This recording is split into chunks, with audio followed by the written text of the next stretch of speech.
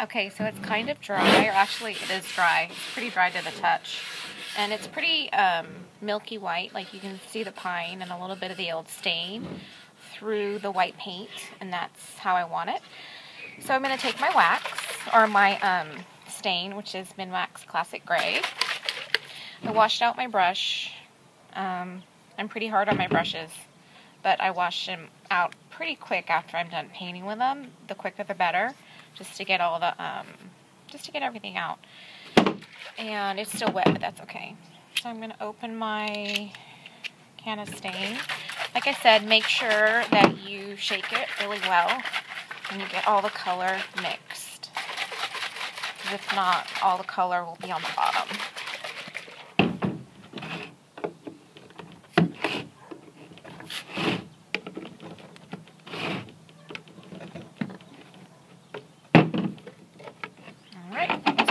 Good.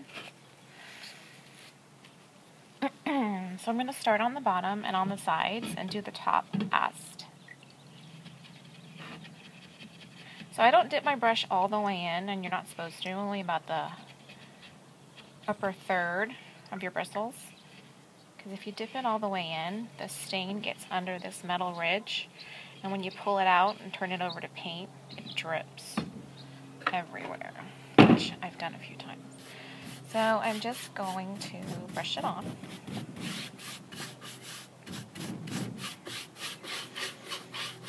And I'm not going to go all the way back. And I kind of work quick with stain.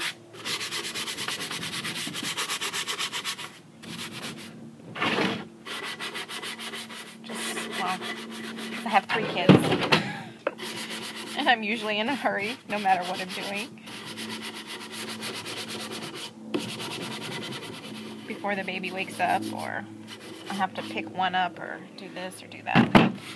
So I'm doing the bottom right here.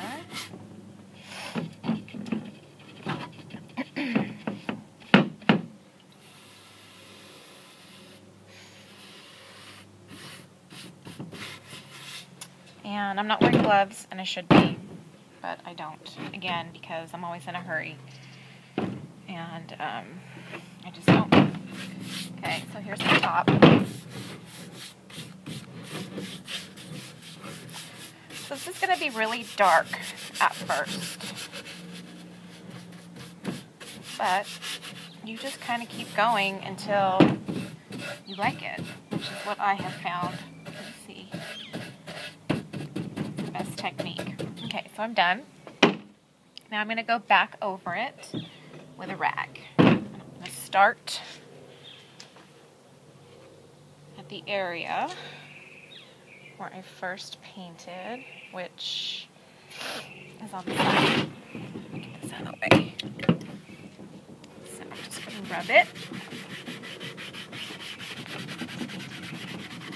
And just really rub hard to get it in to the wood. And it's already sort of like a gray wash Swedish finish. And the more you rub, probably the more will come off. And make sure you rub off in the direction of the grain, because if you don't, it just looks a mess.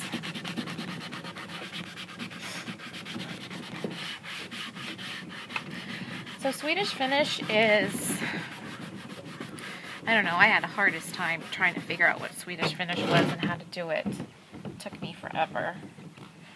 So I just kind of came up with this own technique. I know a guy that does woodworking, and I asked him, I showed him a picture and I asked him how he would do it, and this is what he said.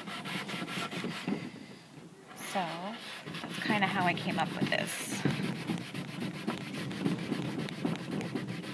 And when you do a lot of like painting techniques, if other than just a straight color, it's more like a just trial and error, just to see what you like and what works for you. So this is the front. Can you see that? It looks really pretty already. I think it looks really pretty.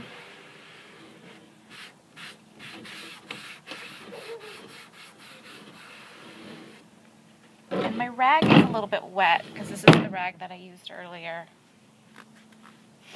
to dry or to get the sand off the sawdust.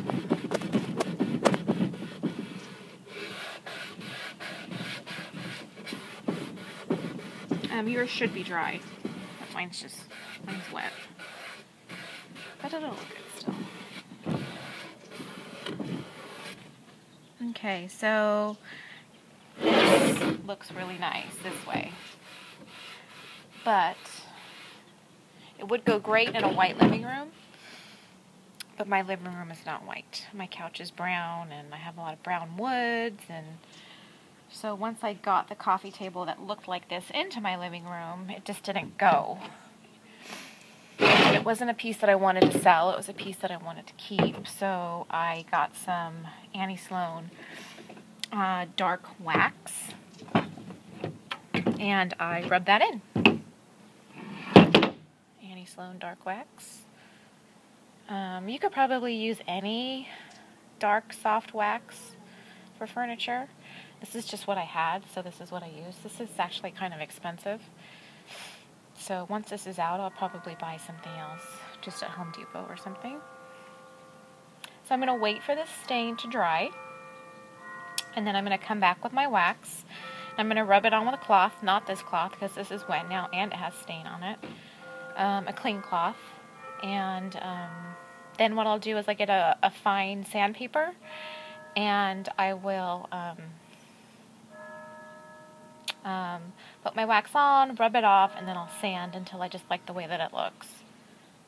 So let's wait for this to dry, and I'll be back.